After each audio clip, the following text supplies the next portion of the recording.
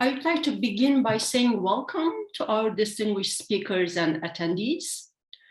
Today, we are holding the third of our ECPS panel series on mapping populism in Europe. This series has started at the beginning of this year and is composed of 10 monthly sessions aiming at mapping populism in the continent by bringing together scholars from the field to discuss and shed light on the state of political populism in different parts of Europe.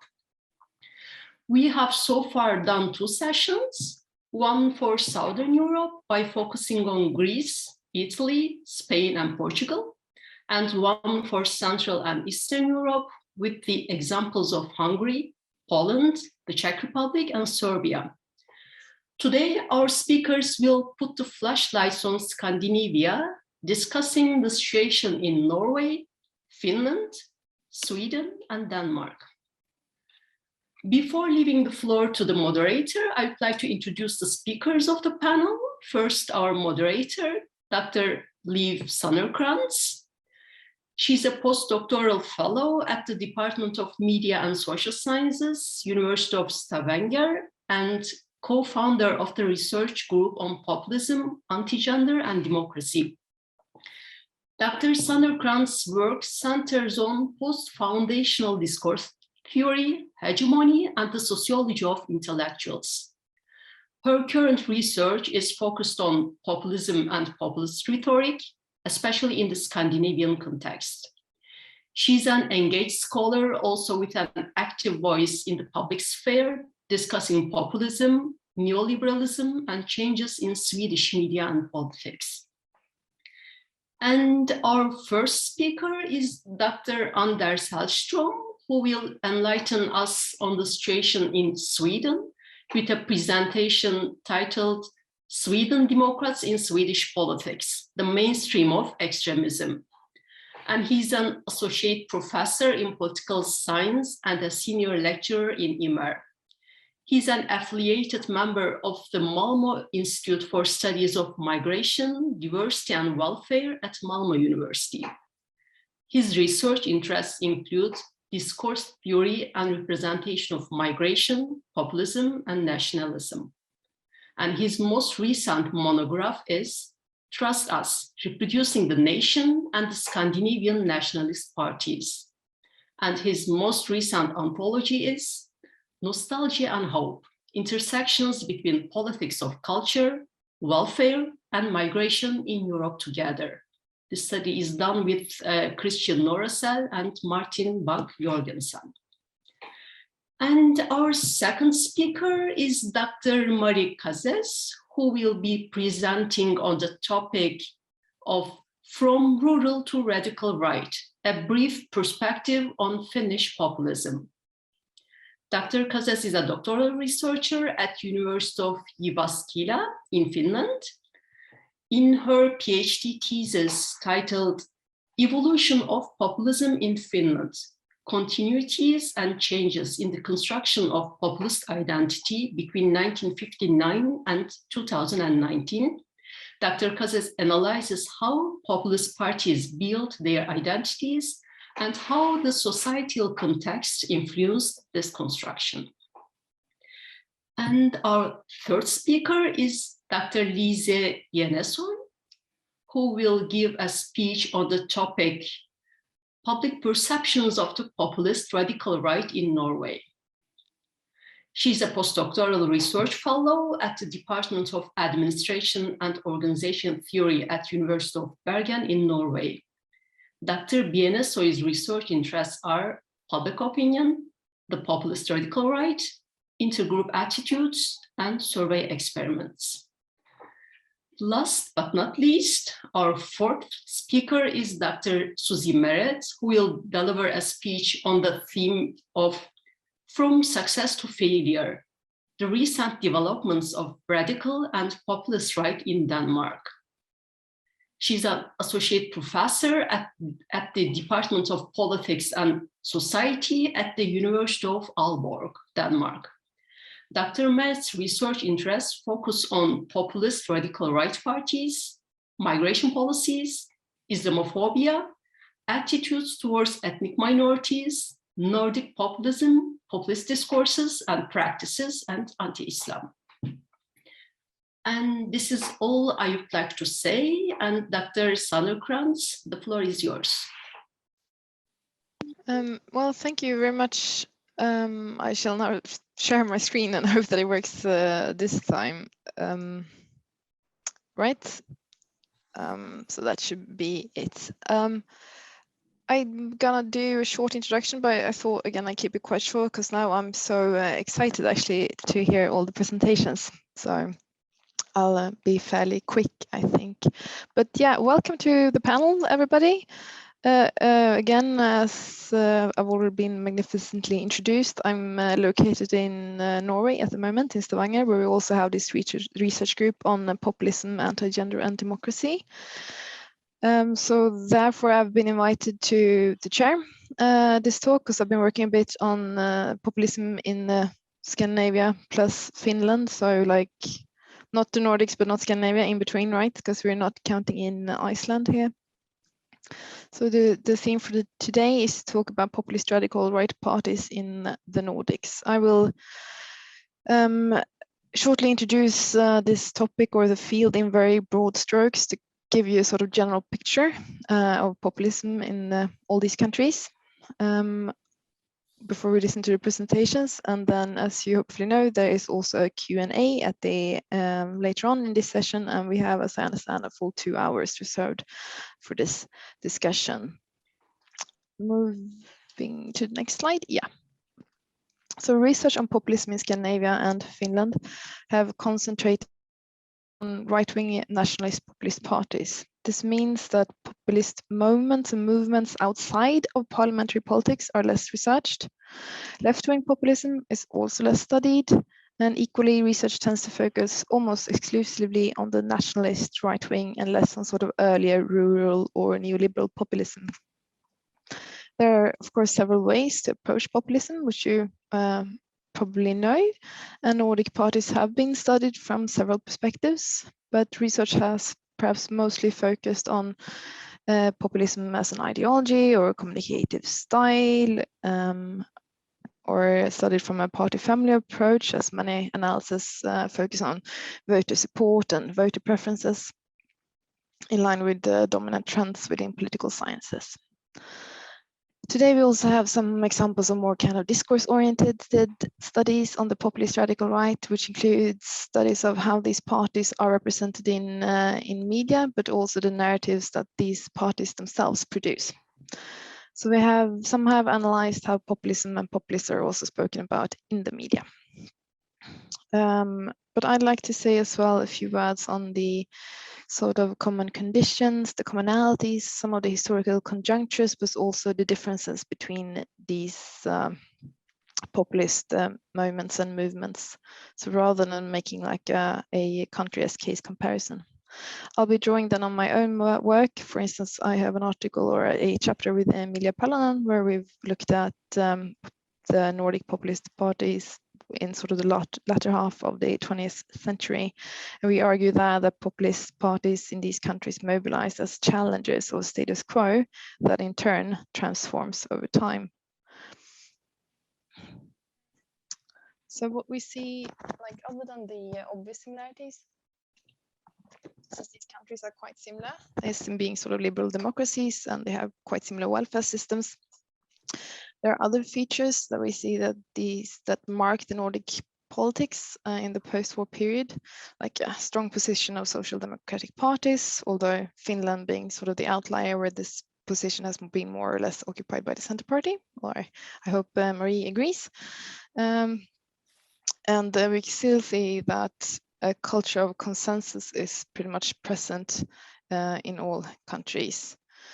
Despite sort of there being a potential for conflict, overriding social democratic ideals have enabled a political culture where issues have been settled through compromise rather than direct conflict most of the time.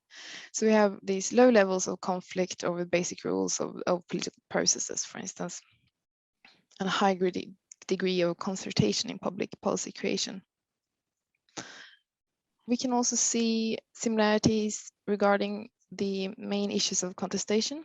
Throughout the 1900s, for instance, we see populist movements historically mobilizing in relation to issues regarding the Soviet Union or relations to the Soviet Union or relations to the EU and the sort of the development or the rolling back of the social democratic welfare state. But all in all, in the Northern Europe, this is sort of differentiated from Southern European populist movements. We see that in the North, there is a larger focus on, or a larger politicization of immigration and cultural questions rather than sort of economic policy as we've seen in Southern Europe in the past few years.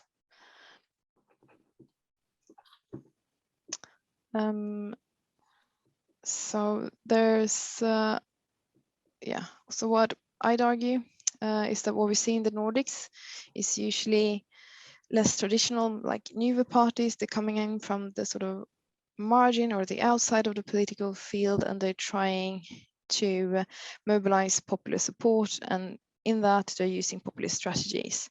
So what I'd argue then is these kind of fringe populist parties and movements challenge the established mainstream parties. They position themselves as outsiders and underdogs. But if they then attempt to advance their positions, they might come across certain issues as sort of challenges when they're trying to claim a more mainstream position and then represent the whole of the political field. And as challengers of hegemony and consensus, these populist movements and parties fertilize the myth of a social democratic consensus. Although again, in Finland, this has more to do with the Centre Party. But in particular, the emergence of Nordic populist parties has to do with their reaction against this perceived hegemony, which is done in the shape of sedimented and institutionalized practices such as consensual decision-making and a certain political and political culture and political discourse in the Nordic countries. I'd also then argue that Nordic populist parties, they are not constant, but they emerge in what we call waves. Or there are like different populist moments throughout history, where parties or movements experience waves of popularity related to different grievances as protesters, such as protests against elitism in the 1960s, or protests and grievances against taxation in the 70s and 80s, and then towards or a realignment towards immigration from the 1980s and onward, sort of depending a little bit on the country in question. I've also have this timeline that kind of shows this, that in Finland, we see these early examples in the 50s and 60s of the Finnish Rule Party, which has clear populist tendencies, but they mobilized then against against elitism, and they have this anti-Soviet and anti-bourgeois sentiment as an alternative then to the agrarian party's hegemony. In the 70s, we see populist libertarian projects in Denmark and in Norway. They mobilize primarily against the bureaucracy and tax burdens as points of contestation. And this is something that we see later on in Sweden. So Sweden is sort of a bit sort of behind in these issues. So when we see neoliberalism sort of mainstreaming in Denmark and Norway in the 80s, and these movements turning more and more xenophobic, Sweden is sort of catching on to rather than liberal arguments against taxation and so on. But in the 80s, we see also primarily is very sort of visible this anti-Soviet sentiment and a stronger kind of reaction against the social democratic welfare state. In the 1990s, I'd say in perhaps less in Finland, but definitely in Norway and Sweden and Denmark, you have a sort of clear mainstream neoliberalism, whilst we also see an emerging welfare chauvinism. And especially perhaps in Denmark, there is a crisis and factions internally within the populist parties, but this is I think, a development that we see in all the populist parties in the 90s. So this is just a kind of quick overview of sort of development of these parties and movements in the latter half of the 1900s. So in the 2000s and 2010s, we see increased Euroscepticism or mobilization based on Euroscepticism or Eurosceptic sentiment, mobilization based very heavily on anti-immigration sentiments. We see the use of nostalgic narratives, which Anders Hellström has written quite a lot about, which I think is particularly interesting because it then kind of refers back to the social democratic hegemony with but with a sort of hope to replace that hegemony. You might also say, as several others have argued, that there is a post-political consensus growing, or was established like in the 1990s and 2000s, and that allowed in turn these kind of fringe parties to appear as the only political alternative to a consensus-oriented political elite. And that is my short introduction. I'd like to then invite Anders Hellström first to the floor. The Sweden Democrats in Sweden Politics, with the subtitle, The Mainstreaming of Extremism. And what is it that I will talk about today? I will first talk about the different stages in the SD political development. And actually, before the Russian invasion, and also before the corona, there were less stages, but now there are 9. Yeah. And then the concept of mainstreaming of extremism, and then, of course, the discussion about going beyond Swedish exceptionalism. And then I would like to end on a positive note. I will talk about what it means to be, what the new normal signifies.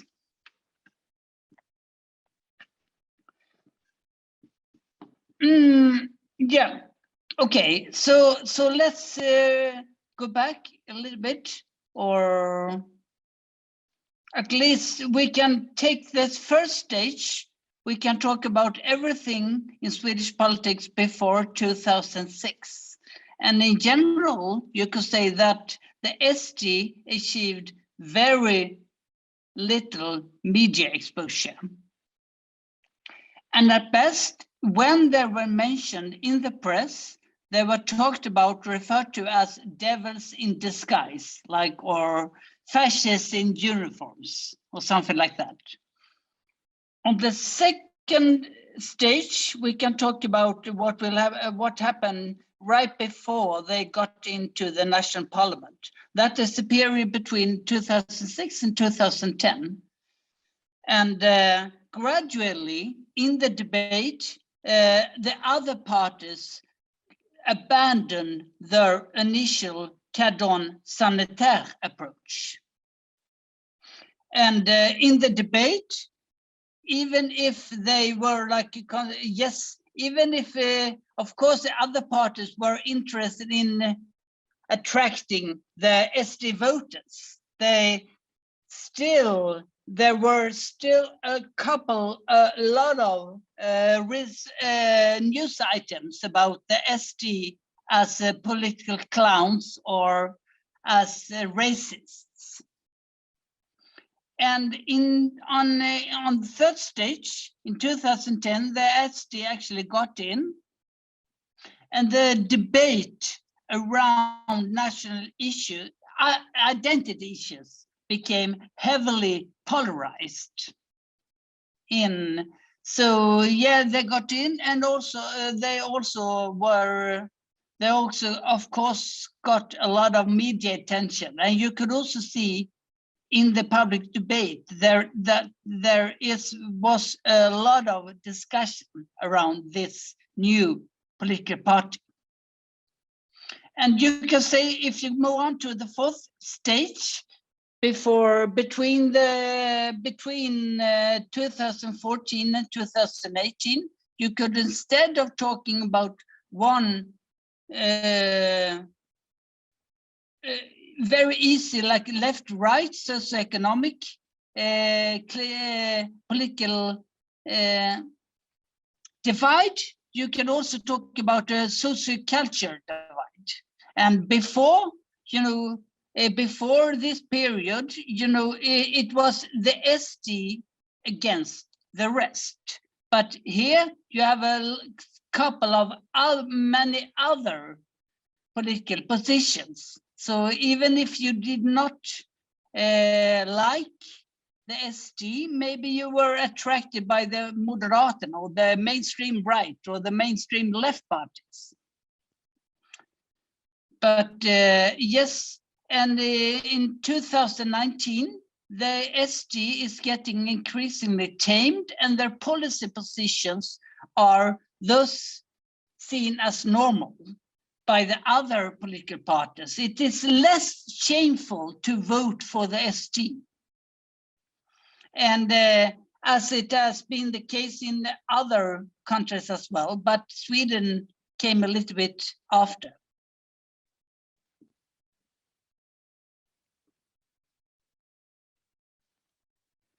Yes, then about this pandemic situation, and the SD actually, before the pandemic, actually the SD was the largest party in the national parliament. Now the SD is 10% approximately behind the Social Democrats. So, and but the theme of how Sweden handles the pandemic is you can get reminded about, yes, it's kind of also was by a lot of pundits, like it was seen as something exceptional, and not only by the Sweden Democrats, but also by other professionals active in the public debate. So I have the next slide is just an illustration of this. You can see for instance, on the left side, you have the Ebba Busch Thor, who is the leader of the Christian Democratic Party. And she had this idea that the government, which is the Social Democratic parties, has with relieved courage allowed a high spread of the infection, which severely has negatively affected the old people in Sweden.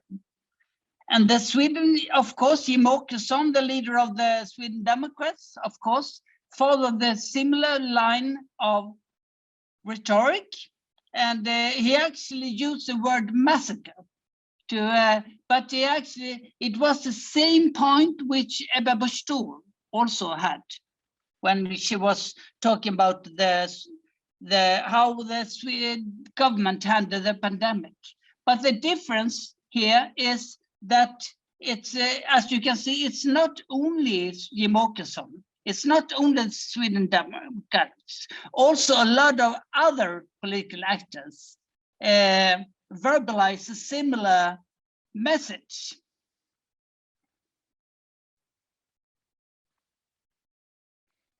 Yes, and now actually you can say that the SD has become part of a bloc, governmental bloc, together with the Christian Democrats and the Moderator, the leading mainstream right political party. And also together, this is a little bit strange perhaps, but to pursue the anti-liberal political agenda, they have joined forces together with the Liberal Party. But the idea is to form a new kind of conservative government to replace the social democratic government. And that, yes, and then you have what happened right now, the state change about the Russian invasion of Ukraine. And you can see that, and this is happening right now, but you can see that so for a long time the only political issue which of relevance for the Sweden Democrats was immigration. But this is very interesting. You can see that how the rhetoric has shifted a lot. If you compare, for instance, Syria in 2015 and how they talk about Ukrainian, how we should protect and allow in Ukrainian refugees. And that is something which they definitely did not say when it comes to when it was the case of Syria. And what is really interesting to see is what will the debate in there will be a national elections in September, and what will that be foremost about? Will it be about NATO membership? Will it be about the climate? Will it be about gang violence? I don't know, maybe all, we'll see. So, yeah, returning to, it was actually when we talk about Sweden moving beyond Swedish exceptionalism, it was a leading writer who has written a couple of articles on the Sweden Democrats and Swedish politics.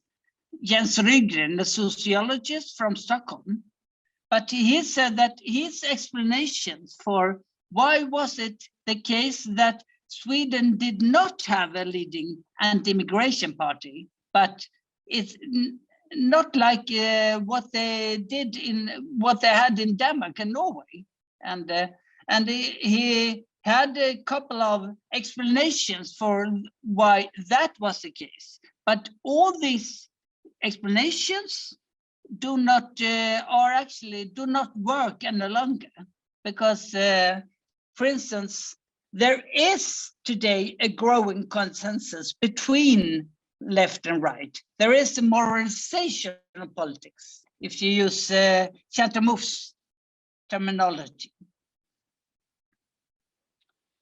I can talk a lot about this, but I would like to move on. And yes, I could have also because a lot of, because I listened to the first presentation, it was a lot about the different waves of Scandinavian populism. And that can also be found in this book by Kasmudde, The Far Right Today. He also creates a genealogy of 4 different waves, right? But the one also who talked about the mainstream of extremism is also probably this woman here, who you can see on the slide, Ruth Wodak. And her point is what was depicted as extreme to say and do in the area of immigration 1 decade ago is considered normal today. So actually the difference between the mainstream right and the populist right has actually vaporized. When it comes to the concept of populism, there is a big problem, because sometimes in the scholarly literature there is a conflation between populism as an analytic category and as empirical practice. Of course, what we talk about here is what Kasmudde, for instance, referred to as the far right. And but the thing is, populism as an analytic category, it can be used academically, as, for instance, Margaret Canva says, like to study how political rhetoric is conducted. But in the debate, sometimes there is a conflation, but because do I have 1 more minute? 2? Yeah, okay. I will just continue. Yeah, this is my almost last slide. This is Rasmus Paludan from Denmark. Maybe you've seen him, and he has received a lot of media attention recently. He is a leader of a small political party called Stram Kurs in Danish politics, but they actually did not even manage to cross the electoral threshold of 2% in the 2019 elections. And he goes around for instance, in Sweden, and he wants to burn the Quran, right? But what he actually do, and why he has attracted so much attention, is that he has also incited. There has been a couple of riots, right? Either defending his right of freedom of speech, or opposing him. You shouldn't burn the Quran, right? But while I was reading about Rasmus Paludan, I came to think of what was the case with the Sweden Democrats. It was actually, if you go back a decade in history, we can see there was a kind of a meta debate. There was in the public debate, agreed on that we should debate with the Sweden Democrats. That is, that is super important. It's a strange debate in case because everyone agreed, right? Because you didn't have like someone who said that we should debate with them and someone said that we shouldn't, because all of the political actors wanted to wanted to debate with the Sweden Democrats. And that reminds me of a quote from Oscar Wilde. There is only one thing in life worse than being talked about, and that is not being talked about, right? So because of this exposure granted to the Sweden Democrats, if you want, yes, maybe you had as a citizen, as an average voter, you had you had this kind of anti-immigration feelings in you, but you have never heard of the Sweden Democrats. But thanks to that, everyone was talking about them. Then you knew that it actually existed such a party. But that is something you didn't know before. Yeah. I didn't want to end this presentation with the image of Rasmus Paludan. So I wanted instead to share with you an image of Greta Thunberg. And the thing is, and that is also an important lesson for us to know that everything is not going down the drains, because we live in the world. In order to understand what's happening around us, we need to consider both regressive and progressive sentiments. It's not, of course, everything is not about progressive movements, because the thing is, the reality is that we have both. And so let us together go towards, when we return back to normality, it's we have to think, do we want a more progressive normality? What should the normality be like? Okay, yeah. I can say a lot of more things, but I will end my presentation here. Thank you very much. Thank you very much, Anders. Super interesting. Yeah, I also remember when the Sweden Democrats were about as big as the National Democrats, and you couldn't really tell the two parties apart. So yeah.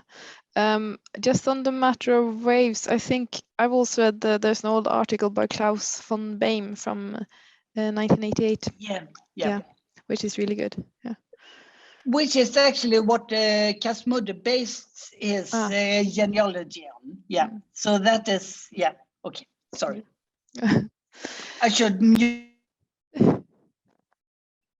Great. Yeah, so Marie, you are up, and I hope that you are ready with your presentation. Looking good. Yes, I am ready. Small disclaimer with the presentation of the beginning of the introduction. I'm no doctor yet. Hopefully it will come soon because I'm ending my writing my manuscript. But yes, so I will do a maybe more historical approach, like very brief or like short presentation with a maybe more historical approach on the Finnish case of populism, which is quite long, or like at a very long history in Finland. First, I will introduce to you the main populist parties in Finland. There has been few parties or movement of agrarian rural populism in the 30s, but they didn't let many trace in history. The first main populist party was the Finnish Rural Party, Suomen maaseudun puolue, which was created by Veikko Vennamo on the top in 1959 under another name, the Finnish Party of Small Peasants. And this party went to government in the 80s and to bankrupt in the 90s. And a member from this Finnish Rural Party then created the Perussuomalaiset, so the Finns party, that has been also known as True Finns Party. That has been their first English translation, which has been very successful since a decade. And the party has split 5 years ago already, after the election of Jussi Halla-aho here, being elected because he was considered as being too radical. He has been condemned, for instance, for hatred speech.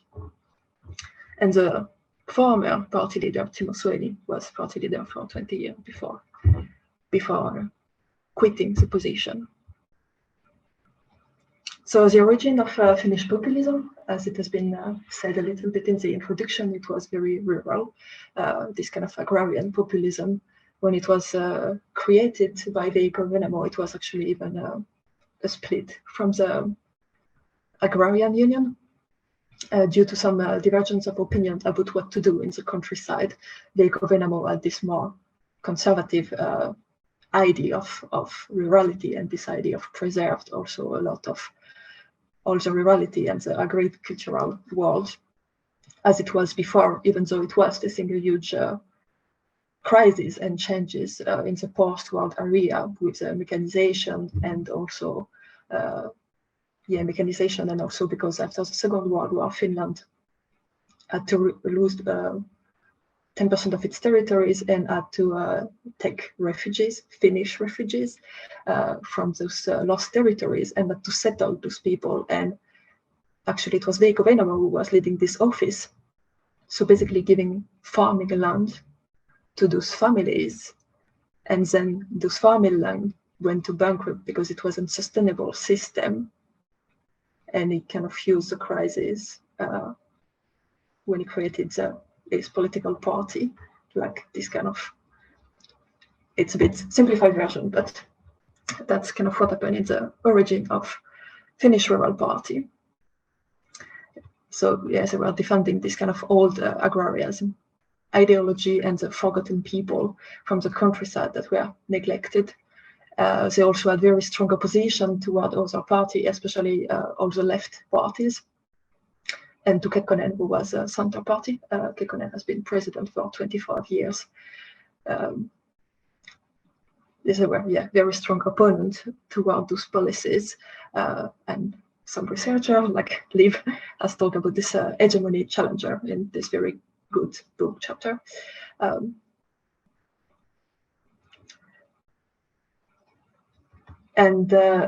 So yes, the party had electoral success in the 70s, then they collapsed, and then they rose again in the 80s. They do a second breakthrough in parliamentary election with around 10% of the vote, And this time, like the rhetoric changed, the narrative changed a little bit. It's more about a critic of corruption, still a critic of elite. So, and the electorate changed also. Like basically, you had cases of corruption in big cities, with the metro construction in Helsinki, for instance, and so on. So the electorate also changed and became a bit more urban. And also because in the 80s, Kekkonen is not president anymore. And because the Soviet Union and so other Finnish politicians doesn't consider the Finnish Rural Party as a extreme right party, the party suddenly become more clean or like nicer. So they end up to government. They end up in two coalition government in the 80s and very beginning of the 90s, which hasn't been very good for the party because it has led also to a lot of internal tension inside the party and a lot of disagreement. Basically, Veikko Vennamo, the founder of the party, wasn't chair leading the party anymore. It was his son leading the party, Pekka Vennamo, who was minister. And basically, the father was criticizing what the son was doing as a minister. So you had all this kind of very gossip and internal tension. And then in the 90s, with the crisis, economical crisis that has been created with the collapse of the Soviet Union, the party went to bankrupt. And four members of the Finnish Rural Party decided to create a new party. That's where the Perussuomalaiset was born. And in the beginning, it wasn't successful at all. They really follow in the beginning the heritage of the Finnish Rural Party, this kind of old-fashioned critique of elite. And suddenly in 2003, they have 3 MPs in the parliamentary election. And one of them is Toni Alme in the middle of the picture. Toni Alme is a former wrestler, actor. If you watch Die Hard, he is in one of those movies. This kind of very character, very colorful rhetoric, who talks, critique immigration, say a bit homophobic sentences and so on. And this has been, according to me and other researcher, the opening door to the critique of immigration in the party.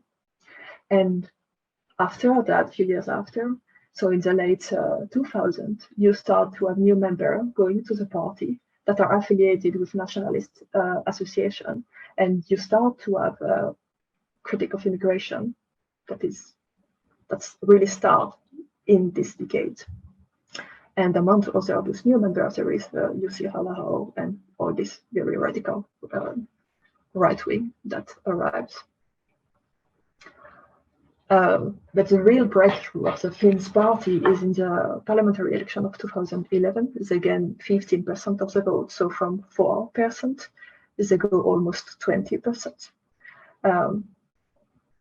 One of the main reasons of this success is not only immigration critics, it's also especially Euroscepticism.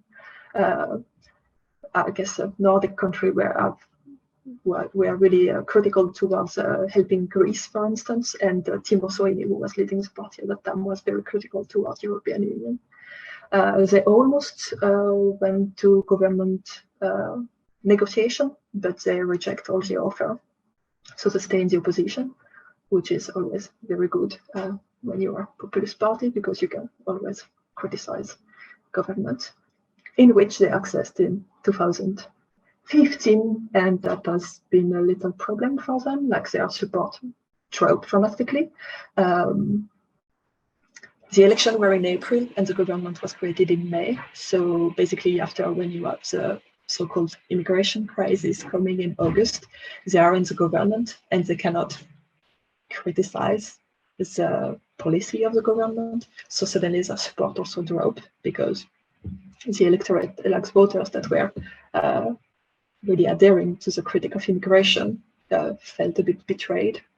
And so after, when you had the split in 2017, the group of Timo Soini who stay in the government completely drop in the poll, while the Perussuomalaiset of Halla-aho rise in the opinion poll. And that has been a the split of 2017 has really shown the radicality of the party, and that's really the turning point in this radicalization of the party, as like showing that you don't have those kind of moderate populist anymore. It has really become nowadays this kind of anti-immigration, nationalist, nativist party. And yeah, welfare chauvinist. I have a full article about the discourse about anti-immigration and anti-multiculturalism. And as a conclusion, I have this little graphic about with support of the party. There is no election this year in Finland. It will be next year, but this is the latest opinion poll. So you can see that this drop. The support is dropping in the opinion poll. It was even higher than what they did in the last parliamentary election at some point. It's dropping for several reasons. Their new leader, a woman, Riikka Purra, is maybe not as attractive for the voter as Jussi Halla was. And of course, Corona crisis, and also especially Ukraine, the war in Ukraine has had a huge impact. For example, the party had to completely review its position of NATO adhesion. It has always been super critical toward NATO, or asking a referendum in case the debate become very hot on the topic, and nowadays they are just like yes to NATO. So yeah, and I would emphasize that maybe two main features of Finnish populism is the strong rural roots that are still sometimes used also like in the nationalist narrative. The rurality is still emphasized time to time. And also that the Finnish party and the Finnish Rural Party have always been present in the parliament since the 60s, even if it was only one member. Nowadays it's 37 out of 200, but there has always been at least one. So kind of a consistency in a way. So that was it. Well, thank you, Marie. It's super interesting. So I really look forward to seeing the final product and your final dissertation. Yeah, I just think that this whole the aspect of the rural part there is really interesting, and how they managed to mobilize on that in Finland. So super interesting. Thank you very much. So we are moving on to Lise Lund Bjånesøy.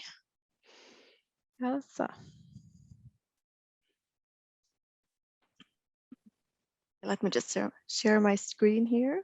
Yeah.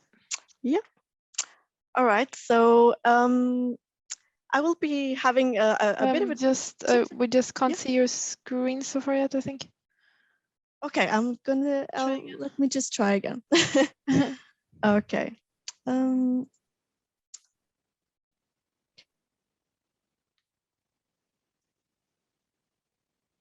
you see it now? Something's happening.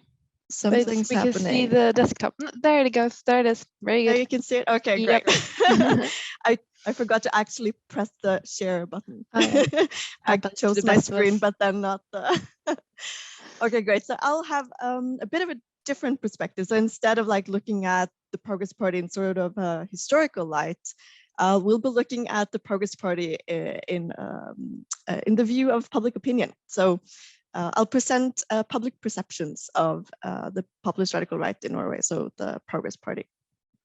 So, but let me just start by saying a few words about the Progress Party, which is considered the populist radical right party in Norway. And then I'll move on to talk about some results from two different studies that I believe puts the Progress Party in an interesting light.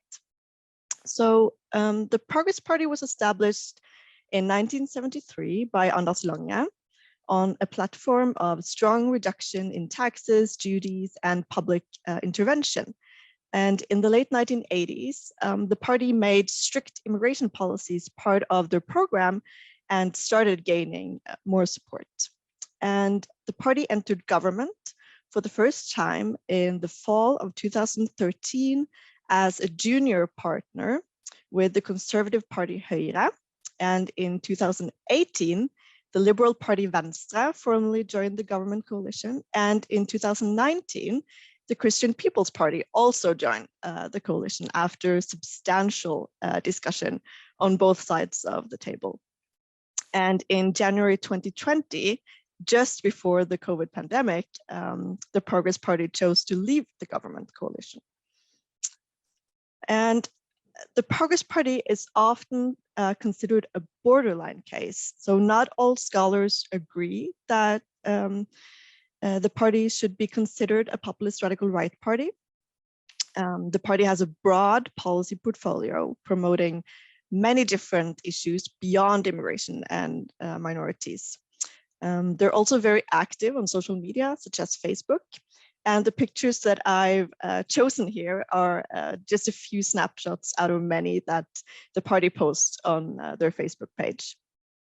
One interesting thing about the Progress Party is that they have two sort of wings in the party, one more libertarian wing and one more clear populist radical right wing. And this makes it so that the party has political candidates primarily concerned with other issues than immigration and minorities.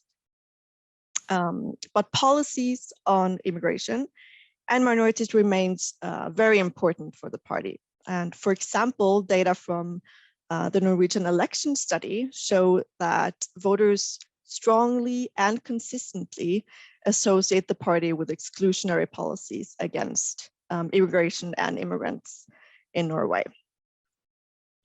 Okay, so in the rest of this presentation, I'll present some results from two different studies where the Progress Party is included. And both of the studies focus on different aspects of public perceptions towards the populist radical right. Actually, the populist radical right party family is the most disliked party family in the system, which is interesting. So the two studies that I will focus on use two different concepts when looking at the populist radical right, and that is political tolerance and negative partisanship. So political tolerance implies the willingness to put up with those things that one rejects or opposes. And the test of tolerance is allowing the expression of opinions that one dislikes or disagrees with. And then negative partisanship, on the other hand, is concerned with negative effect or repulsion towards a political party. And for example, considering a political party that one would never consider voting for. So let's first consider the political tolerance perspective. So the study that I'll present here very briefly is a collaborative work between Professor Elisabeth Ivarsflaten and Lars-Erik Berntsen, also from the University of Bergen here in Norway. So there are examples where questions of political tolerance have been put to the test. And I guess the most famous such example is from 2010, when the populist radical right party in Sweden, the Sweden Democrats, experienced such difficulties finding a venue for their election night gathering that they had to lie about the purpose of the event in order to secure a venue, and then later suffered a blackout once the owners found out. So we asked people in 5 different countries, a classic tolerance experiment about granting democratic privileges. And in the experimental setting, we varied between 4 conditions, one including the country's mainstream right party. So in Norway, that would be the Party Venstre, and one including the country's populist radical right party, and then one including an anti-Islamic group, and one including a neo-Nazi group. So more specifically, we asked them, imagine that then one of these 4 groups has asked to rent a community center to host a meeting for its members and sympathizers. How much do you agree or disagree that this group should be allowed to rent the center for this purpose? And before showing the full range of results, let's first have a look at the center-right parties, anti-Islamic group, and neo-Nazi group. So we included the center-right parties as a group to have a benchmark indicator of a party that we believed would be fully tolerated. And as you can see, this is also what we find. So everyone wants to permit the center-right parties to rent the local community house. But then looking at the two extra parliamentary groups, we see that for the neo-Nazi group, 80% of people disagree that they should be allowed to rent the local community house, and 50% disagree that the anti-Islamic group should be allowed to do the same. And here are the results from the full 5-country study. So we have the Progress Party in Norway, PVV in the Netherlands, Rassemblement National in France, Sweden Democrats in Sweden, and the AFD in Germany. And as you can see from the results here, there are large variations in public political tolerance of the populist radical right parties in Western European democracies, ranging from fully tolerated, exemplified by the Norwegian Progress Party, and to tolerated by only half of the electorate, exemplified by the AFD in Germany.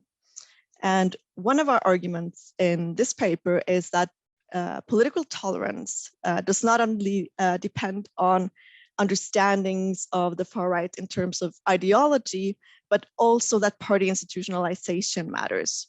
For example, inclusion of the populist radical right into government would then lead to higher levels of political tolerance, as we see in the Norwegian case.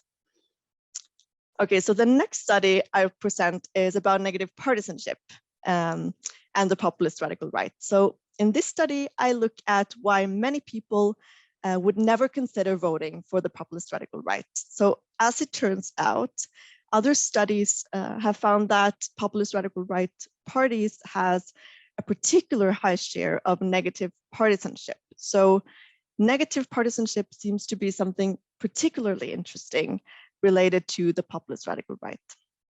And in this study, I use the Norwegian Progress Party as a case.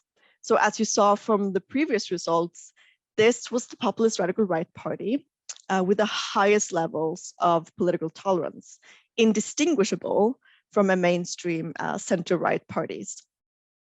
So this makes the Progress Party an interesting case to look further into. So it's interesting if we find the same high levels of negative partisanship despite these high levels of political tolerance. And to study this, I've used data from the Norwegian Citizen Panel, and I combine a closed question on propensity to vote. So I ask people if they would ever consider voting for the Progress Party, and then ask them to explain their choice in an open-ended question. So the figure that you see here shows two different indicators. The upper panel shows the propensity to vote scores. So that's the likelihood of ever considering voting for a particular party. And then the lower panel shows feeling thermometers.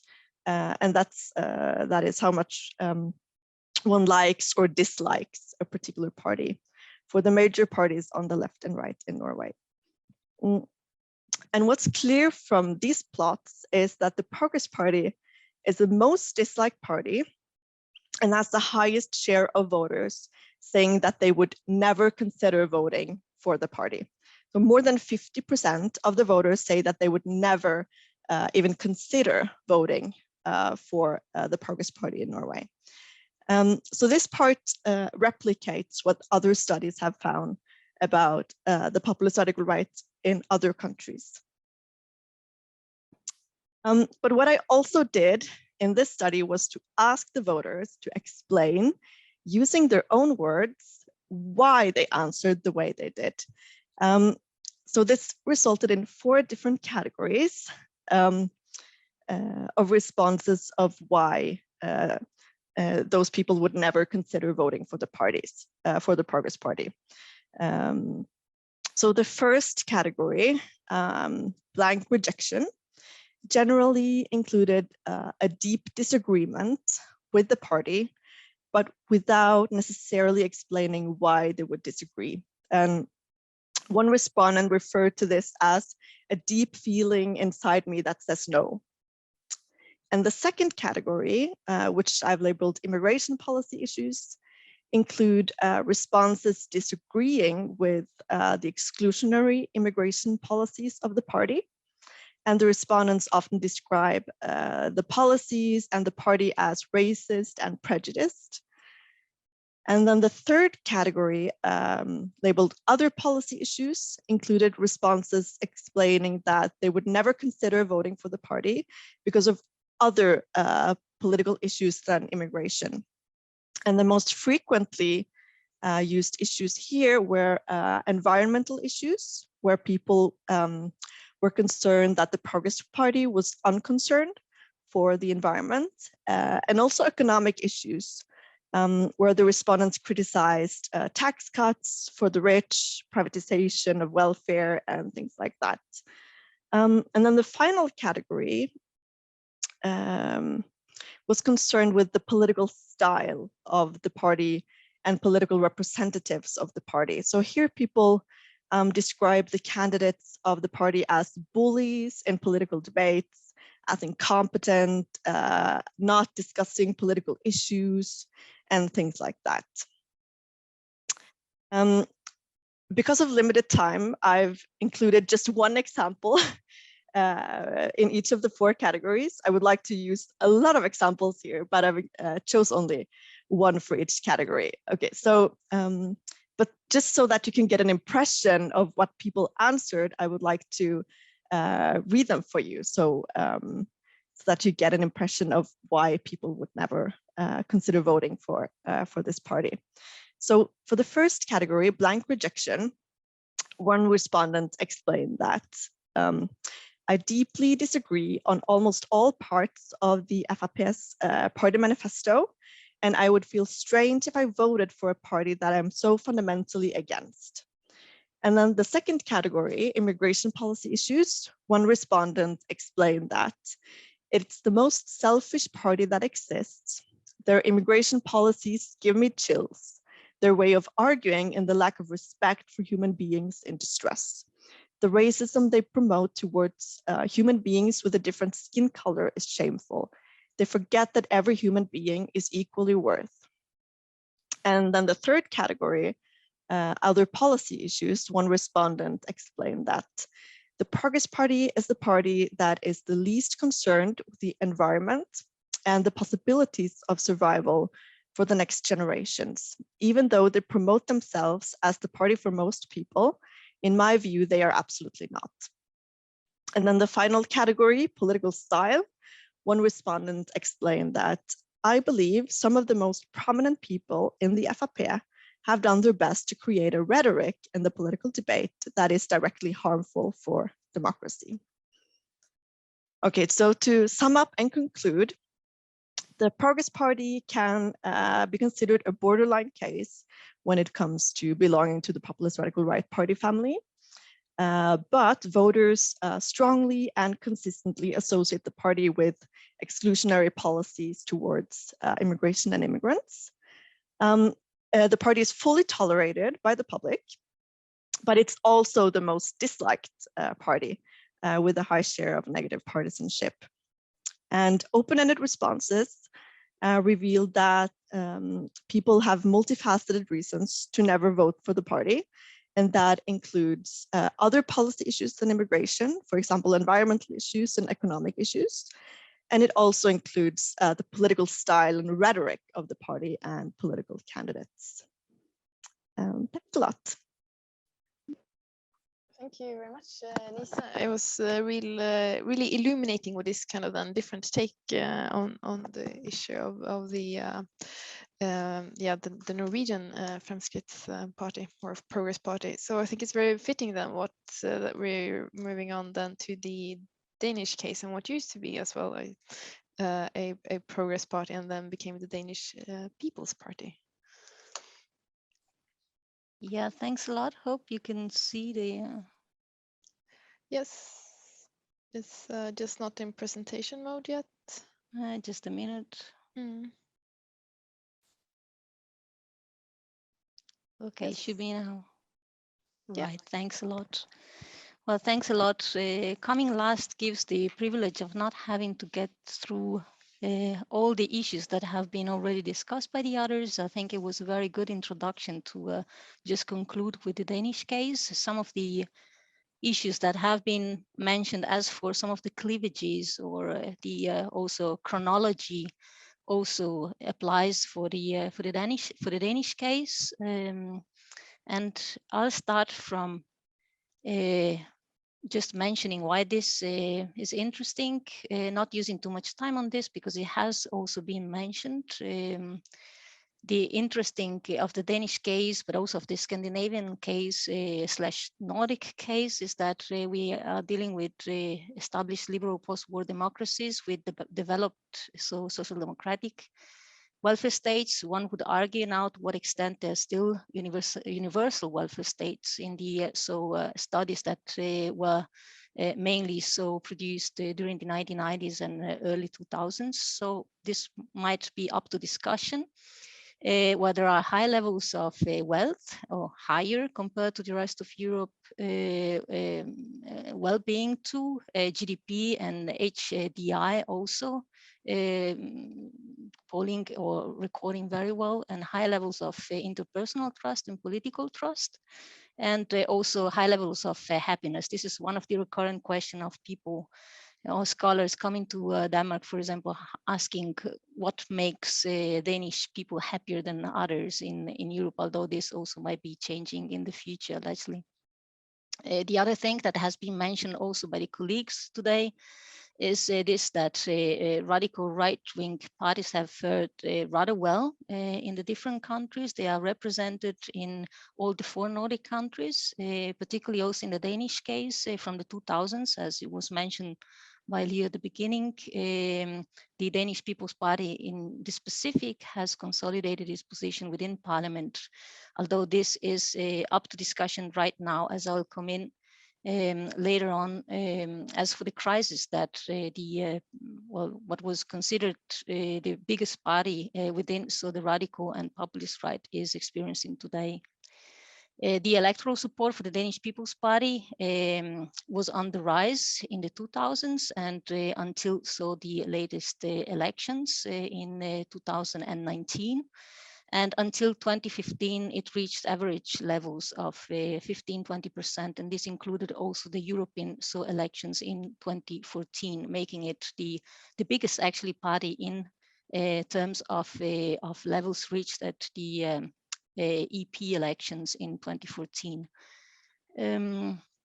Another issue that is interesting is the political influence that goes with the consolidation of the party, and the specific role that the Danish People's Party has covered in the years was the minority cabinet government of the Liberals and the Conservatives was ruling the country, where the party specifically had a role not of participating directly into the government, but of acting as a supporter to the government, which was one of the issues criticized for the crisis in 2019, saying that probably the voters of the Danish People's Party were disaffected by the fact that the DF never really accepted to have a government responsibility after particularly the elections in 2015.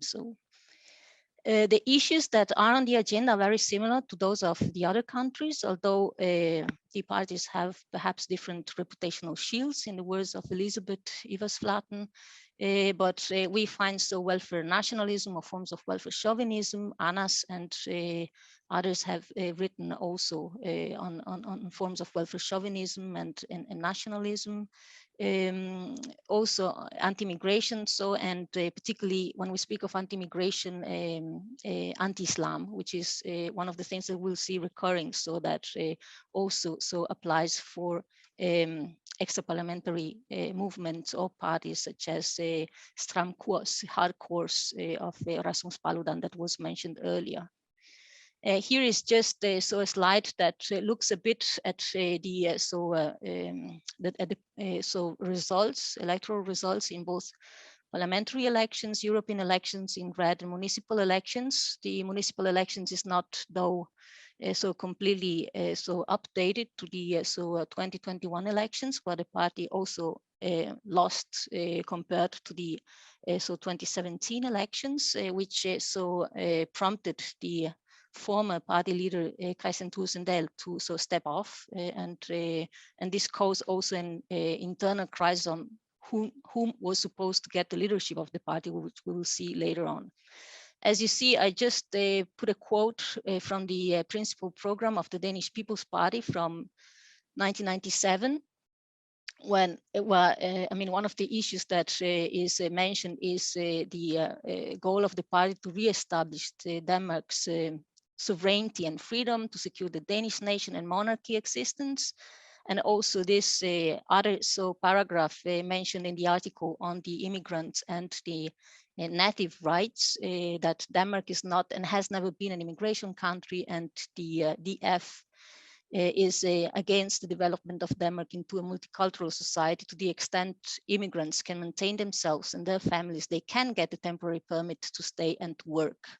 This is fairly interesting at the light also of the recent politics, and I'm speaking of social democratic policies in Denmark supported by the large majority, namely of the temporarity of the of most of the refugee permits that are accorded today, that include also, for example, Syrians and so on, expected to get back to the countries. And one of the issues that was discussed lately was namely the repatriation of Syrians to Damascus, for example, and to other areas in Syria, which eventually also triggered some reactions from the civil society.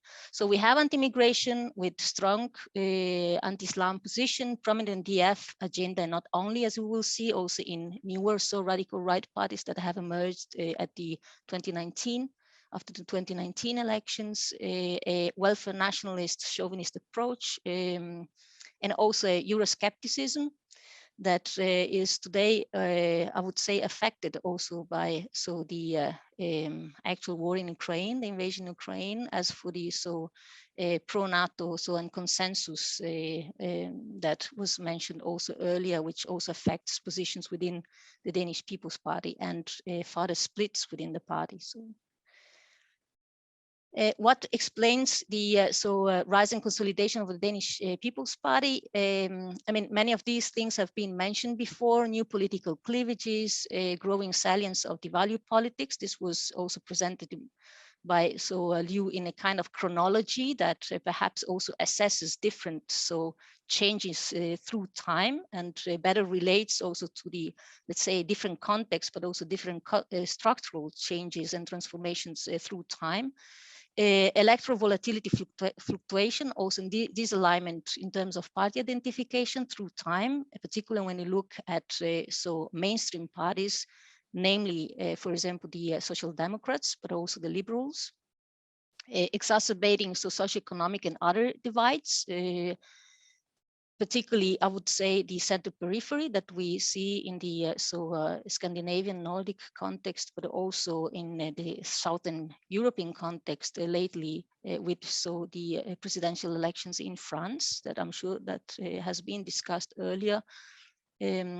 Also, structural context has also a role to play when it comes to the proportional system of the Danish political system, with relatively strong power to smaller parties. And this goes for the Danish People's Party, but also for centrist parties. And also the bloc politics that was inaugurated at the end of the 1990s, but also very much applies since the 2000s, which also created issues in terms of alliance formation and so on. And also the legitimization that very much of the studies of our colleagues and scholars have substantially researched on the role by center right party in legitimizing the radical right, radical populist right. Yeah, I won't use too much time on this. It's just categories on gender, education, class, income, geography, and trust. I think also Lise was in a bit on this political opinion and for example, the fact that perhaps those who have been, it would be interesting to look closer at this, the fact that this negative attitudes towards these parties might come also from other categories than these. For example, the one which was mentioned was class, the fact that also there's a kind of similarity across the different countries as for the support for the manual workers, skilled and unskilled. There was also, and it's also debated, a gender aspect in this that is also still widely discussed both at the level of the voters, but also the level of the leadership, being these in general parties that are supported by male voters. But the interesting aspect in the Scandinavian context is actually that we have had female leaders for these parties, which also presents interesting issues and aspects as for the gender category and the gender issue and the geography, for example, this of the rurality that perhaps was implicitly mentioned, that shows here, for example, in relation to the 2015 and 2019 elections, but it shows, for example, the predominance of the vote to the Danish People's Party. Oh, sorry, going back. In the southern part of Denmark and also in parts of the western Zealand. And when we look at the newer map, a political map, we see that much of those that were constituencies that went to the Danish People's Party in the 2015 have been taken by the liberals in the blue areas here, with the exception of those in the western part of the Zealand Isle, the Zealand area, which is also quite interesting. They still have support. The support has gone as for the southern Denmark to the new party that is called New Right, which is not appearing, of course, here, but it appears when looking a bit more into the specificities of the vote. So also for parties that are less large in terms of support than the Liberals and the Social Democrats. Yeah. Exclusionary populism, this has been mentioned. I mean, we have the classic minimum denominator that is very often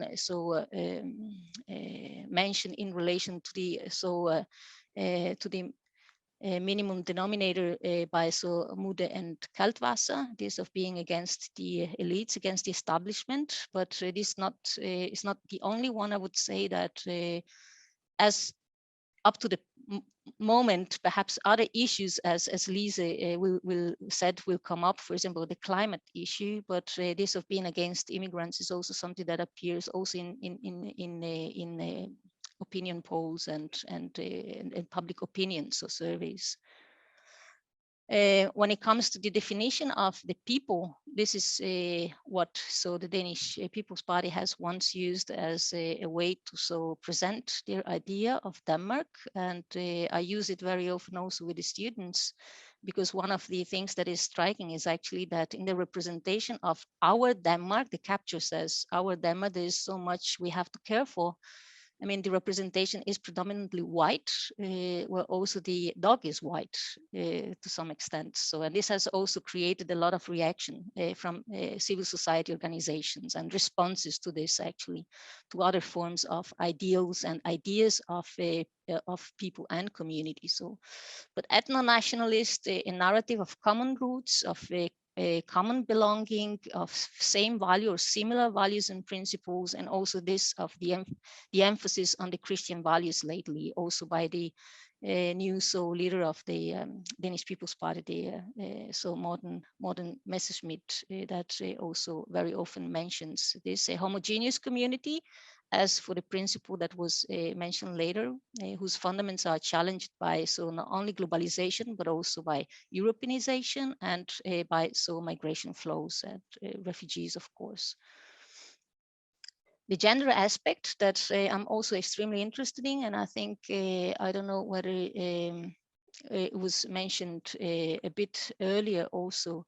We haven't mentioned anti-gender aspects, but this is also something that is quite interesting. So development that concerns Denmark, but also the Scandinavian countries vis-a-vis also others, so anti-gender, so mobilizations in the rest of Europe. And here is rather clear, it has to do with the Muslim veil. This is recurrent, as you see, 2018, 2018 in 2008, and also earlier from the Danish People's Party, so youth section at your right there. Yeah, and also LGBTQ issues, of course. This is one quote of earlier, so party leader Pia Kjærsgaard, that is the woman who actually founded the party in the mid-1990s, were speaking of LGBTQ issues in an interview. She mentioned, and I quote, you know, "I'm sure I speak for the silent majority who really cannot understand this and who thinks this has already gone too far. The LGBTQ issue feels too much out. One cannot make fun of it or criticize it or ask questions about it. Of course, we need to take LGBTQ issues into account, but it is a very, very little group that, and they must not dictate the agenda. It is as if there are no longer enough letters in the alphabet, right?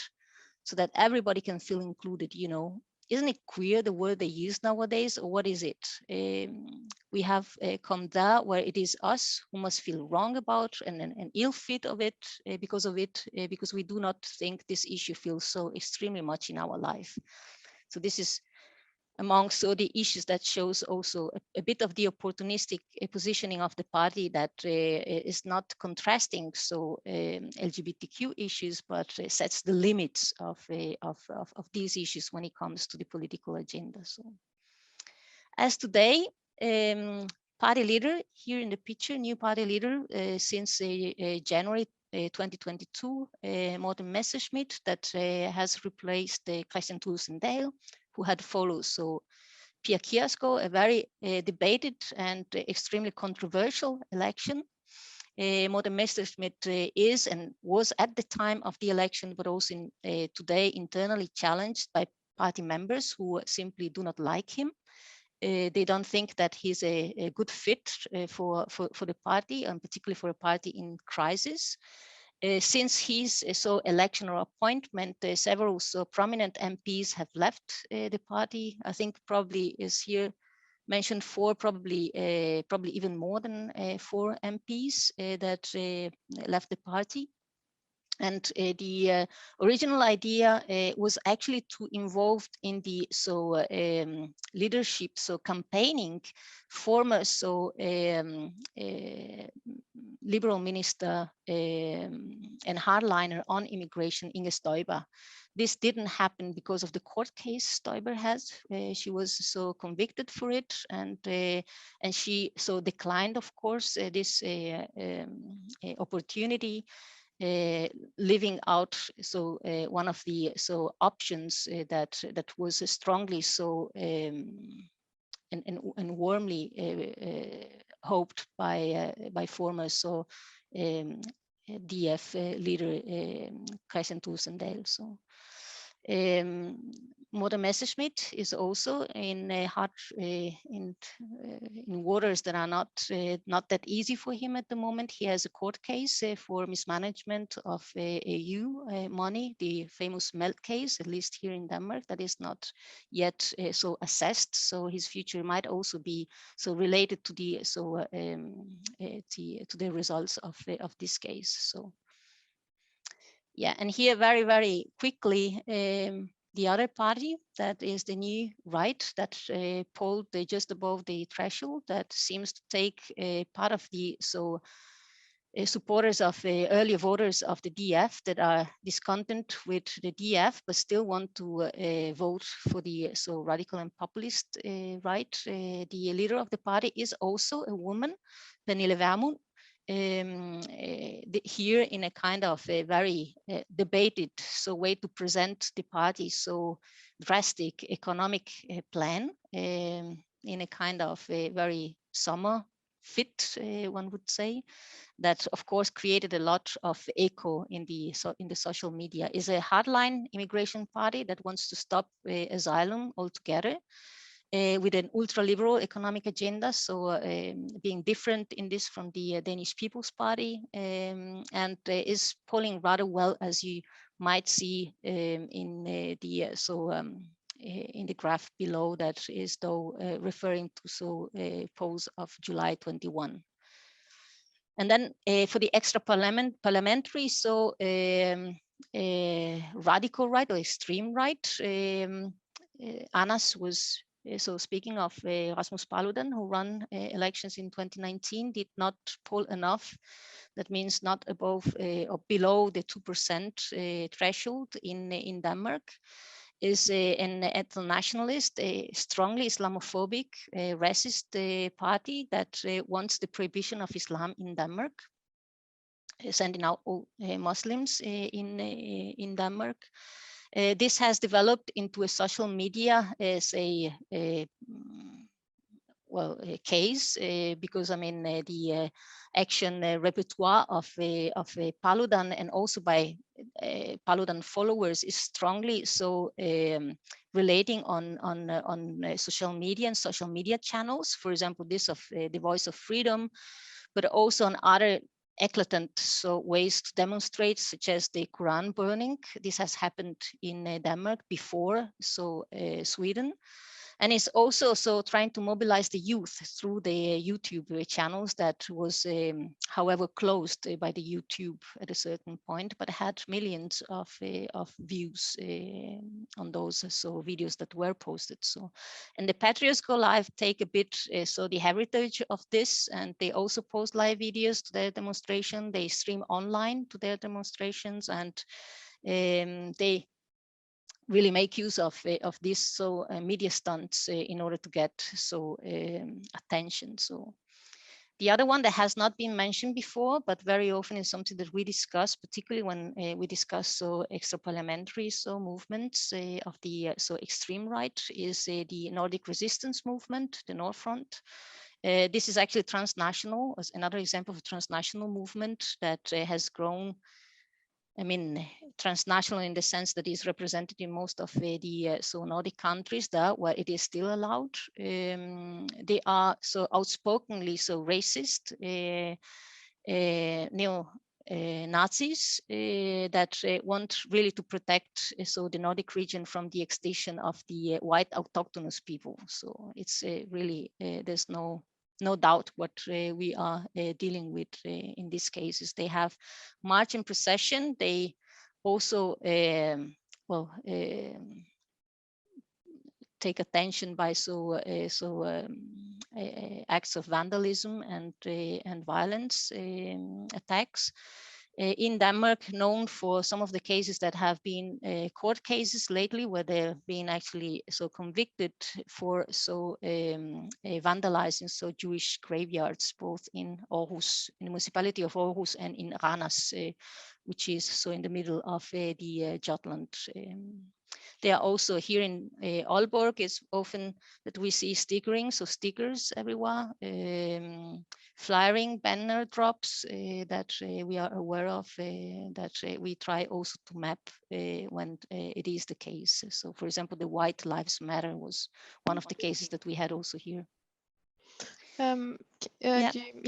Yeah, just main takeaway, sorry, yeah. So the rise in electoral consolidation of the Danish People's Party, the DF, needs to be considered in the long durée and in the light of the mainstream party's reaction. The current wave of the radical right-wing populism in Denmark emphasizes ethnic homogeneity, sociocultural assimilationist approach. Ethnic and religious groups are increasingly racialized, but I would say not only by the radical right, radical and populist right, but increasingly also by government policies. For example, the so-called ghetto plan that we have been running here with the approval of the Social Democrats and the other parties. So the extra-parliamentary far-right milieus have proliferated, but they seem still to be, let's say, contained by the representation of the so radical right in parliament, the new right, for example. And the far-right repertoires of action and organizations are different, often also inspired by groups and organizations outside Denmark, for example, Pegida or Génération Identitaire. But they also show to be able to export own products, for example, the Rasmus Paludan, so recently touring of Sweden. So, and I will conclude, and apologies for taking a bit more of your time. Thank you, Susi. It's, I mean, it's very interesting what you're saying, and those last slides, I mean, really relates to situations we've been seeing in Sweden, I think, throughout the 2000s and the 2010s with the extreme right. I think more so in Sweden than in Norway. And honestly, Finland, I don't know as much about when it comes to sort of the more violent parts of the extreme right. I have about a ton of questions. It has been so interesting listening to you all. But what I thought about sort of beforehand, at least listening to you, I thought about the elephant in the house at the moment being Russia and relations to Russia, and also possibly NATO and the war that's going on. And if this is something that's perhaps being toned down, or if it's something that's being brought up by these parties, yeah, whether being in opposition or so, yeah. Just talk right out, I think, if you want to. Okay. Yeah. As I said before in my presentation. Oh, we can't hear you, Anders. Something happened. Can you hear me now? Yep. All right. Okay. Yes. The thing is that it's kind of interesting because there have been a couple of Sweden Democrats who have been connected to, who have spoken positive about Putin before. But now, actually, what the Sweden Democrats, what happens right now is, this is quite confusing, both for me and possibly also for the voters. They actually say that yes, we would like to invite, the Ukrainian refugees are welcome. You should come here. But as long as they are not from Syria or any other, but Ukrainian refugees are welcome. So I would say that is and the rhetoric behind that is because it's natural to help people who live in geographically close, right? Not like in the Syria, which was far away. And with this conflict, I would say that, also the Sweden Democrats would say, yes, of course, we should welcome Ukrainian refugees, but the other refugees are not welcome, of course, but, but Ukrainian refugees are okay. Yeah, very interesting point. Lisa, do you? Yeah, so we have a similar situation in Norway. I mean, first, I guess what's important to say is that the whole of Norway and all political parties are sort of united against the war in Ukraine, right? So, the country is sending lots of financial support and to support Ukraine. But I'm also very interested in this perspective of the refugees and how differently we treat like the Progress Party are like Ukrainian refugees, welcome to us. Yeah. And we did not have that situation in the refugee crisis in 2015. Of course, then the Progress Party was a responsible governmental party, so they were put in a different situation than they are now as an opposition party. But nevertheless, they are very into that we should. I mean, the rhetoric is sort of we should help refugees in the areas nearby, and now we have a war in Europe, so that makes this the areas nearby. And they're also open that they are from a more similar culture, that they're easier to integrate these the refugees here. But also, a thing that I found interesting is that they would like to have border control, so that so the party says something like, we need to take care of that. We only let the Ukrainians in, and not and make sure that we don't have like these undeserving refugees that are not affected by the war should not come in, right? Yeah, so that I think is the most sort of interesting perspective from the Russia-Ukraine situation, but also as an opposition party, the Progress Party has also been supportive of like, okay, so now we need Norway to focus more on oil production to get power away from Putin, and also that we should improve and increase, or at least improve Norwegian defense and things like that. So that's also a perspective that is going on in the public debate in Norway. Yeah, which is also interesting, since Norway being a sort of a NATO country as well as Denmark and Sweden and Finland not so far. But yeah, we just don't know how that development will end up. But yes, Susi, you also have a comment. Yeah, very shortly, and you just mentioned actually that the Danish context is very pro-NATO, and the quote that I used from the 1990s shows that the Danish People's Party was actually promoting the NATO alliance as an alternative to a European alliance. Now, for the Danish case, it will be interesting because we have to vote in 1st June on the defense opt-out.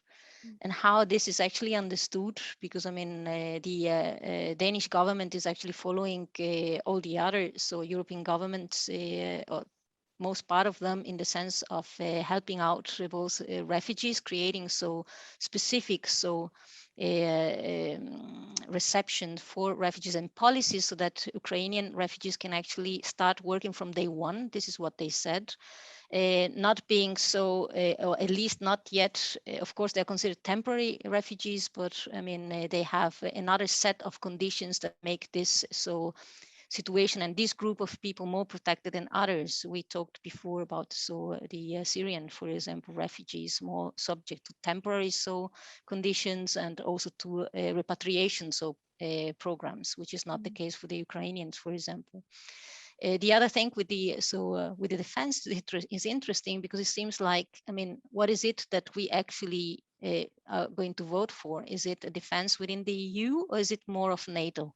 So I mean, this is not still clear, I think, among the public opinion. What is it that we say yes for? Because they also voted for an increased budget for the military, but it seems like whether, I mean, this is still unclear whether this budget will go for in the idea perhaps of France and Macron of strengthening an EU defense, or if it goes for a NATO stronger defense. And for the radical and populist right, this is the case. I mean, it wouldn't be for a stronger European defense, not for a military EU, but for more NATO alliance. So that works also in line with the Euroscepticism of the party. Yeah, very, very interesting. Unless Marie has something to add on this, I actually thought I'd connect to the point about rural populism, which you made in your talk as well, which seems to have been quite prominent in Finland, right? That they've sort of mobilized on a sense of what the rural or agrarian regions versus the sort of capital elites. Yeah, nowadays you still have this discussion. For instance, in the beginning of the year, there was a regional election that was mostly about welfare services. But the Finns party at this video clip campaign about the price of gasoline, which was absolutely not impacted by this election. But basically they still use this thematic, for instance, yes, the price of gasoline and the fact that the current government is Social Democrat, radical left, green, center, and Swedish People's Party. So more on the Social Democrat, more liberal, progressist, green policies.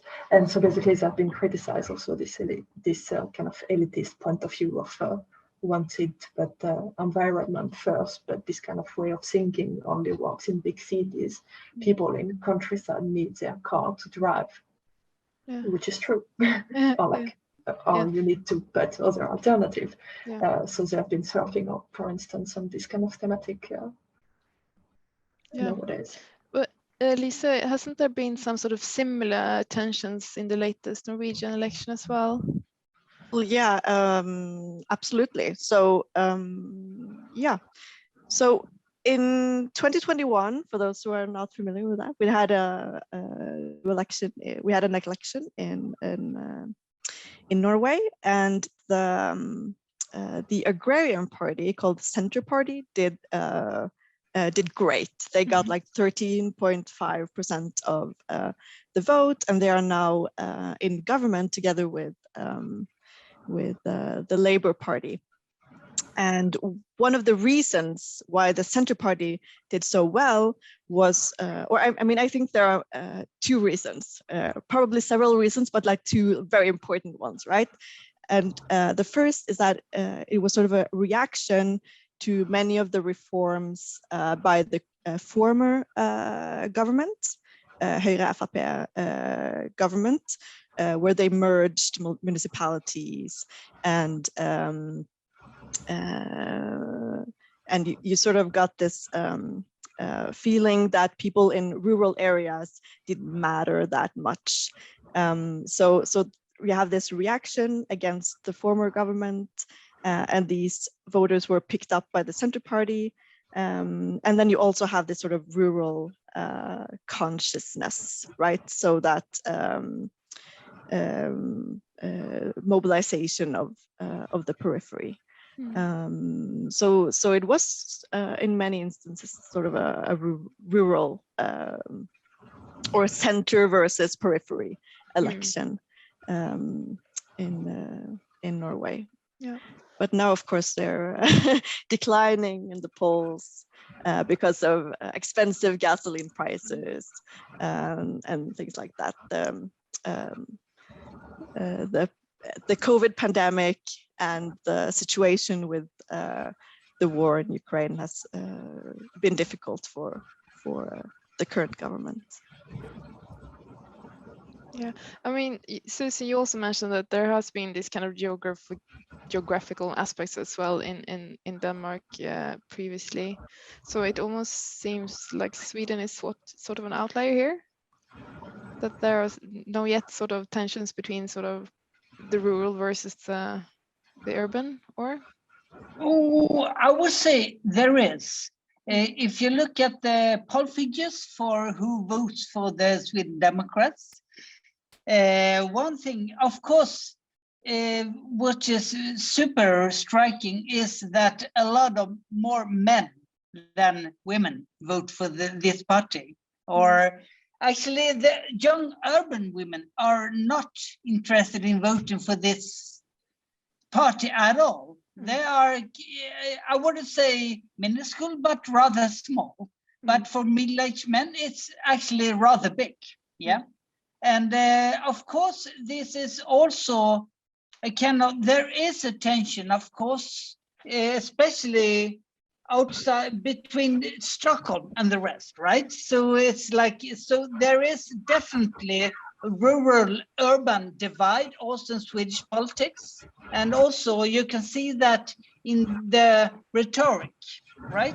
So you can, so there is definitely because they have in a couple of times they have adopted to a kind of a zero tolerance of racism.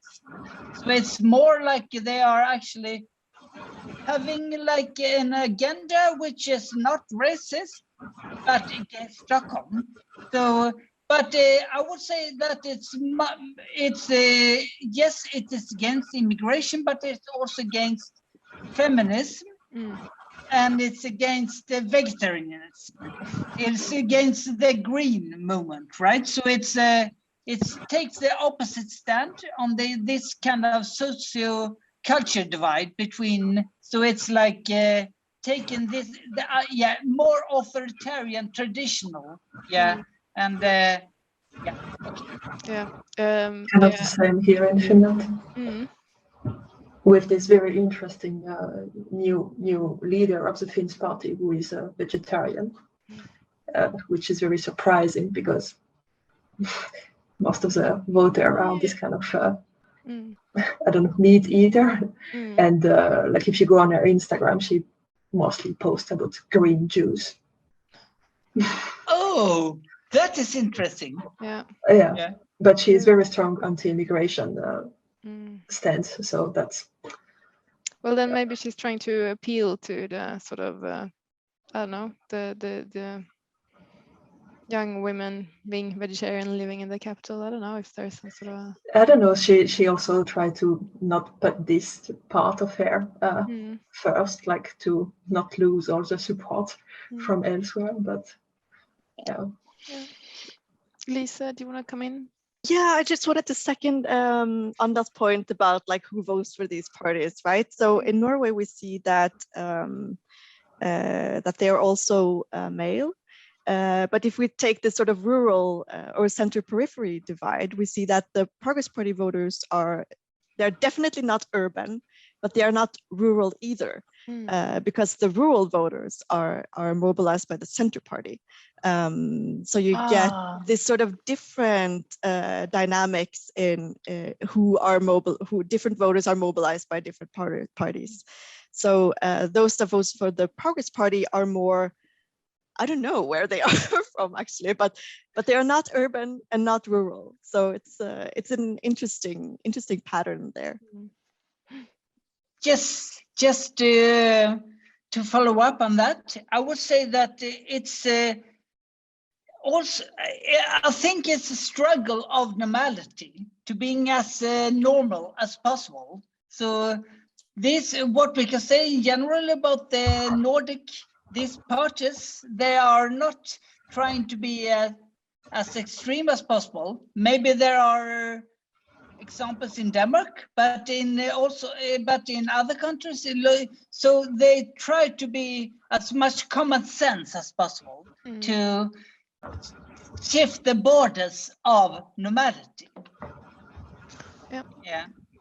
Susi, would you say that fits for Denmark as well, or is there perhaps a change as well over time, or? Well, I think it has changed accordingly to the fact that the mainstream parties have moved. So perhaps here we are focusing mainly on the radical and populist right, maintaining what until very recently we call the counter strategies or reactions, which are perhaps more like facing new times accordingly with policies that might at times also seem awkward compared to the core ideology of some parties. And I'm speaking or referring more specifically to the social Democrats, so positioning particularly on immigration issues, for example, which is something that is rather debated, namely for the positions that perhaps go against some of the core issues that characterize the social Democrats until the 2000s and perhaps until 2010. So there has been a response definitely, which is which has to do with flows, migration flows, and who's actually allowed and who's not, who's deserving and not to come into the country, but partly also addressing this center periphery with policies that try to show that there's something is done also for those living in peripheral areas, and just a note, we are also a bit in the periphery here in northern Jutland, in Aalborg, But I mean, this moving a bit, so centers of power and so public administration also outside the Great Copenhagen seems to be a way to address also cleavages that we find also in other contexts lately, also in the French so presidential elections.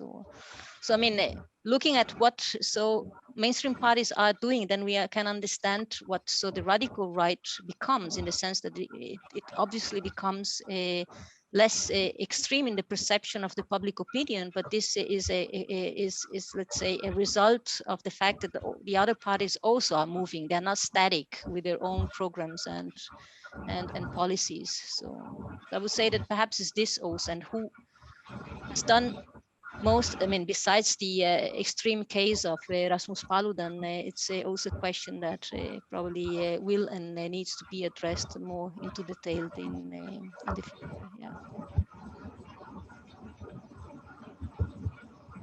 Yeah, actually, on the note of Paludan, as you all were talking, I started thinking about these potential like spillover effects between these countries, in the sense that you have Paludan now. He was traveling first to Sweden, and he tried as well. I think they tried to come into Norway, but they weren't allowed to burn the Quran in Oslo or something like that. I think they were neglected. So at least the thing between Sweden and Denmark, of course, you can see a lot of these kind of transnational movements and events going on, and then kind of sometimes spilling into Norway. I don't really know if it's the same in Finland, but I was just wondering if you have any notions of how what's going on in these countries that are then affecting what's going on in the neighboring countries.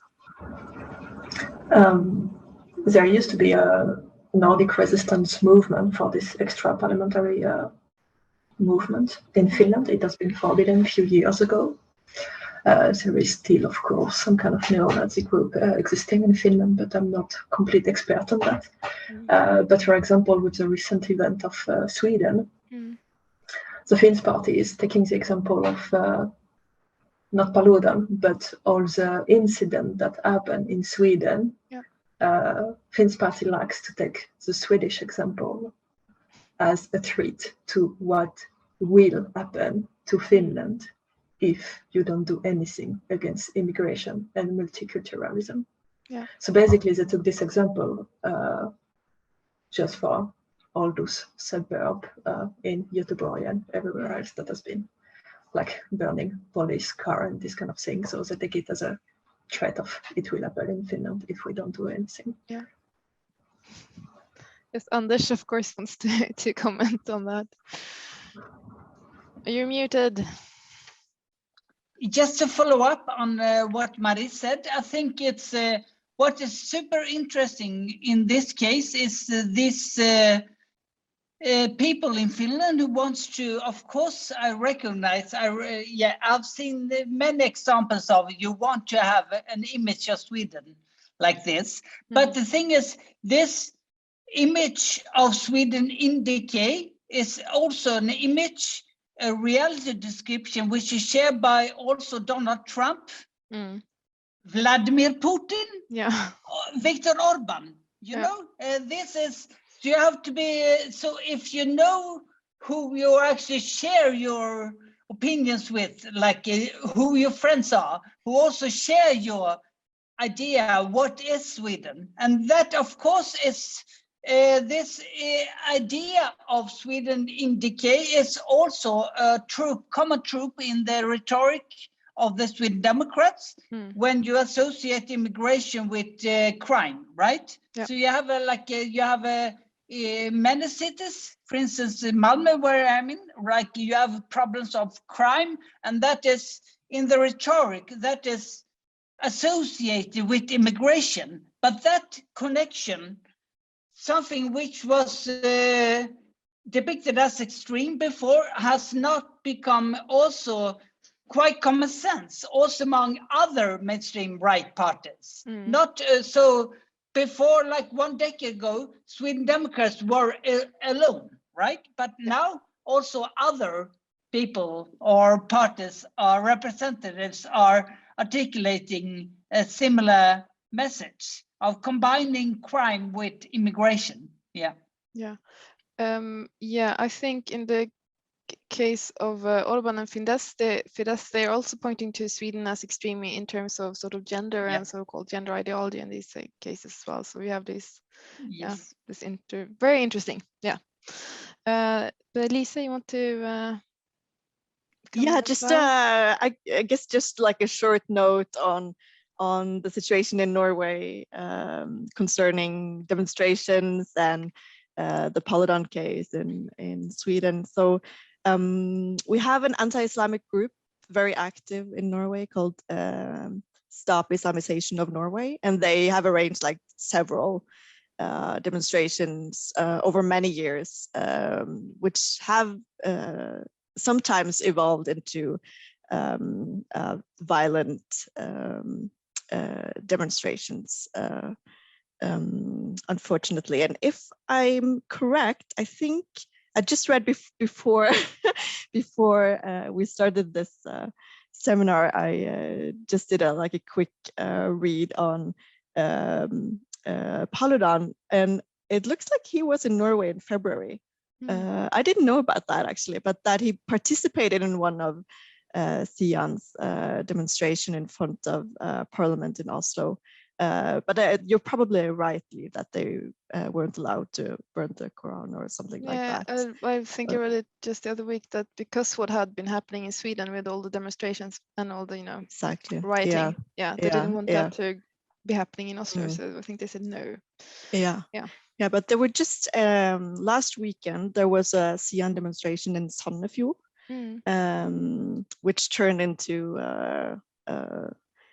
not on the same scale as what's been happening in Sweden, but there was a throwing of rocks and things like that, and tear gas from the police, and they had to eventually stop the demonstration. So.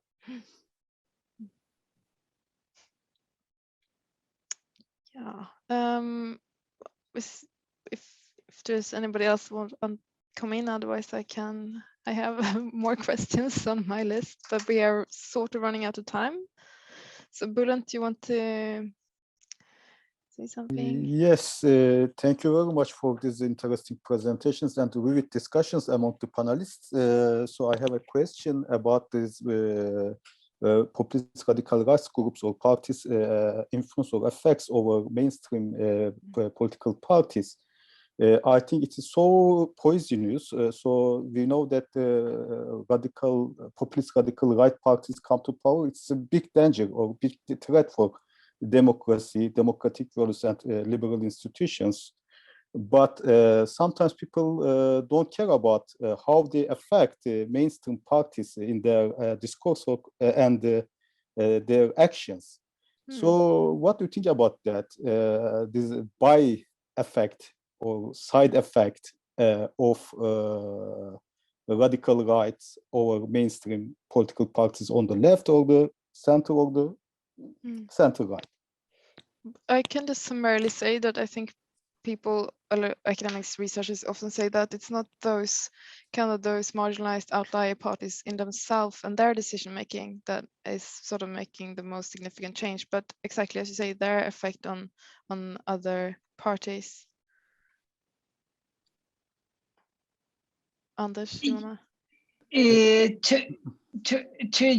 To add to that, I would say that an important lesson for us is not only to focus on one party, the anti-immigration party, but see how the whole discussion climate has actually the whole public debate. Like Ruth Worger, for instance, talked about the discursive shift, like how we talk about the other, right? And that change, that in order to study that, it's not necessary that we only need to focus on the particular parties, right? Because it's the whole spectrum, it's the whole public debate. So it's so there is definitely a spillover effect, or to touch what I agree with what Anna said, that we need to focus on the whole the debate as a whole, And that's how we sort of, I guess that's how we as societies move forward. We discuss issues and develop our opinions, right? But concerning this sort of threat to democracy view, it can be interesting to look at the voters of these parties once again, right? So I have a book chapter together with Elisabeth Ivarsflaten where we look at the voters of the populist radical right parties in Western Europe and their sort of connections to important democratic principles like free and fair elections, and how important they think it is to live in a democratically governed country and things like that. So, and there we see that all, like consistently in all countries, we see that those that vote for populist radical right parties, they think that all of these issues are important, but there's significantly less important compared to the voters of other political parties. And of course, that's sort of a snapshot of reality right now, but we don't know how these things will develop over time. So, I mean, it can improve, but it can also get worse, right? So something to look out for maybe in future research. Susi? Yeah, just very shortly, I agree with Lise, and we also tried to map a bit of the disagreements that might also be found, for example, from national level, because we have a tendency to look, for example, at parties represented in parliament, and much less so at parties, for example, at the regional or municipal level. So in our interviews with social democrats at regional and municipal level, it appears there's much less agreement in the positioning of the party when it comes, for example, to migration issues than we presume. So, I mean, this is also perhaps a rather interesting research area, not to focus only on that part, but to see what happens also in the different municipalities, because it's actually there where we have the so-called street level bureaucracy. I mean, how are they dealing with these issues, and what kind of, let's say, opinions and positions do they have, both within the party and perhaps also the level of the civil society. So I think this is quite interesting. Another interesting study that has been done recently by colleagues here at the Department of Politics and Society is actually that perhaps also this right turn of the Social Democrats does not need to be too much emphasized at the level of the voters, for example, because I mean, voters, as Lise was pointing out in her interesting presentation on the public opinion, I mean, they are also attracted by other issues and perhaps might also be much more negative towards, first of all, radical and populist right, but also towards changes within parties that they might have been voted for or they might sympathize with or vote in the future. So, for example, climate would certainly be one of the issues that has been, I mean, dominant in the 2019 elections. Now, unfortunately, we had Corona, and now we have this of Ukraine, but who knows? I mean, at least we know that, unfortunately, but also perhaps rightly so, unfortunately, the climate issue and the climate change issue is not going to disappear from the agenda. So this is going to stay. So probably more of this in the future too. Yeah. Yeah, I think our time is up, although it seems like we could continue discussions for a lot longer. But yeah, I'd like to thank everybody for coming and for all the great presentations and all the very insightful comments, and of course to the audience as well for listening.